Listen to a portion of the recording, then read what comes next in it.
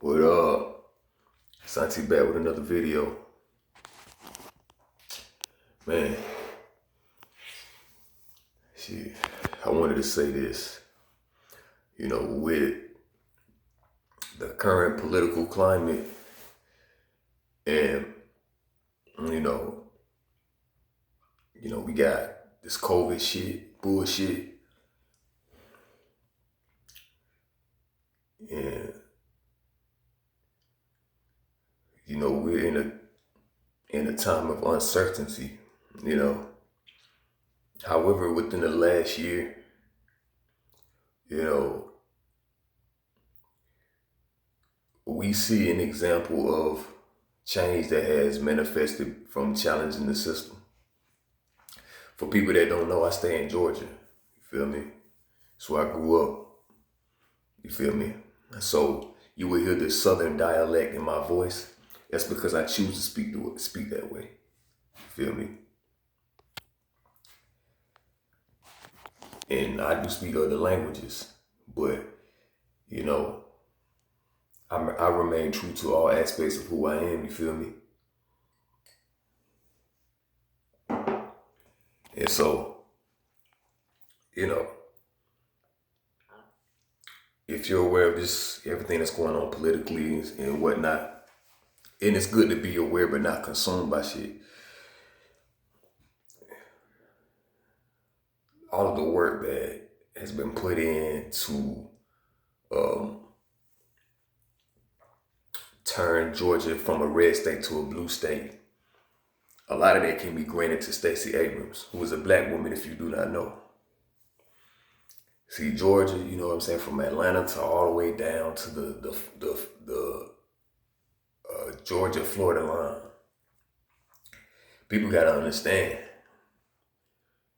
if you didn't grow up in the South,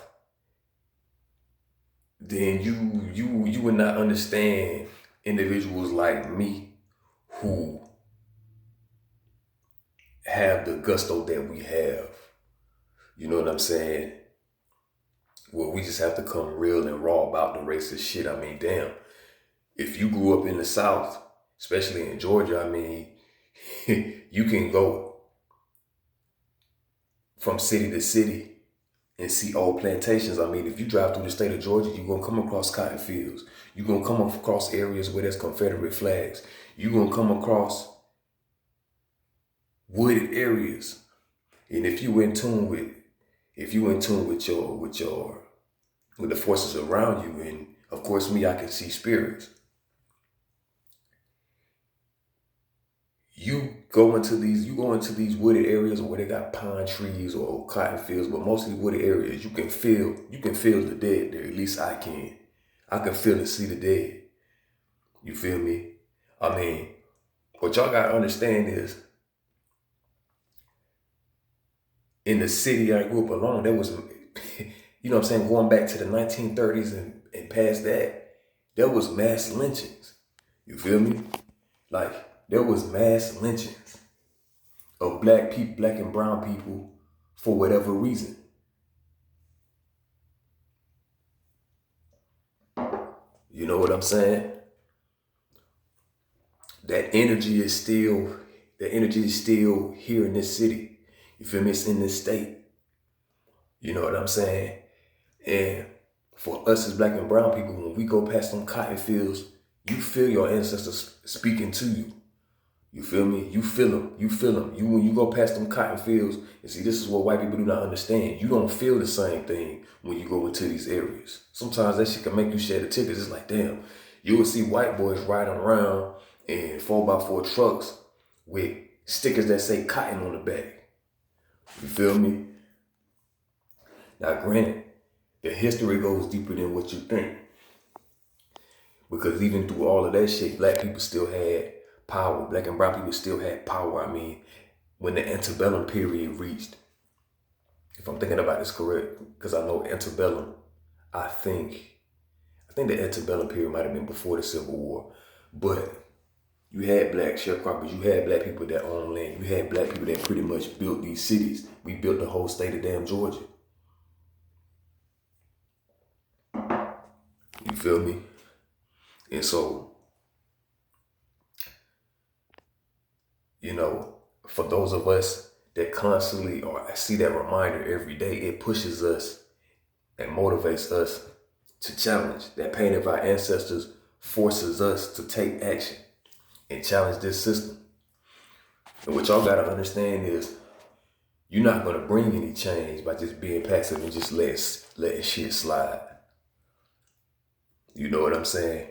There's too many people on social media that sit there and give their attention to dumb bullshit, that's trivial. You get on social media and you got those individuals that's nothing, all they concerned with is nigga this, bitch this, hoe that, niggas ain't real. You know what I'm saying? Can't trust nobody and all of that bullshit. But that just shows your weakness. You feel me? That just shows your weakness. Now, for individuals who study, who do their research and who go within,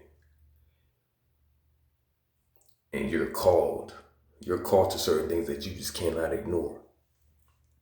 You know what I'm saying? There are those of us who are meant to challenge the system.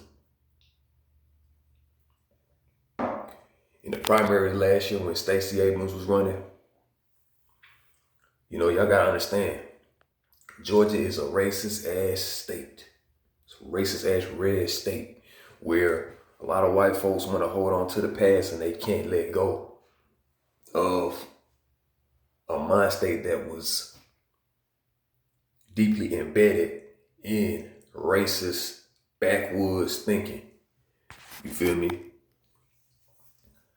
The South lost, and the North and South even going to war was based on economical and political reasons. It wasn't solely based on the institution of slavery, but it was white men fighting against each other for political power over pretty much the nation. You know what I'm saying? And too many people put Abraham Lincoln on the pedestal, but Abraham Lincoln was not all of that. Because even Abraham Lincoln, he still had racist ideologies. But the point I'm trying to make is individuals that's got to challenge the system. You got to challenge the system. You know what I'm saying? Be aware of what's going on. Because for those of us who are, or for those individuals who are experiencing a spiritual awakening, your first inclination to fight, what you're fighting against, first and foremost, is the religious institution. You're fighting against the religious institution. And then it goes on from there. You feel me? But it's an inner inclination that's letting you know, hey, this world and this world that we live in, it's not right. The system that we live in is not right. It's not natural. You feel me?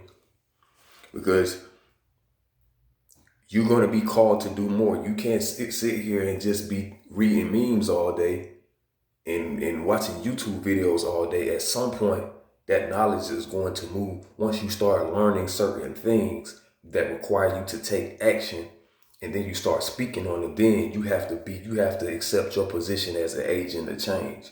You can't just sit here and complain and whine and shit. You're going to have to want to make your ideas become manifest, and aligning yourself with individuals and building you a team of people that share the same vision as you. Because as Stacey Abrams is an example, she know they play her. All this voter fraud stuff that Trump is sitting up here bitching about, no, that stuff, who it was really impacting was how they would do black voters, which is a lot of times the reason why black people don't want to fucking vote. They didn't want to fucking vote, but it was black people that flipped the state of Georgia and made it blue. But see, black and brown people are the ones who get snubbed during voting. We're the ones that really get snubbed during voting because it's really a lot more of us than what they think. They keep calling us the minority, but we're not the minority. I don't want to hear none of that bullshit. We are not the minority. The individuals that call us the minority are the ones that are pretty much the individuals who won the war and took their place as elitists. That's an elitist agenda. You feel me? So then when we come together and we start taking actions,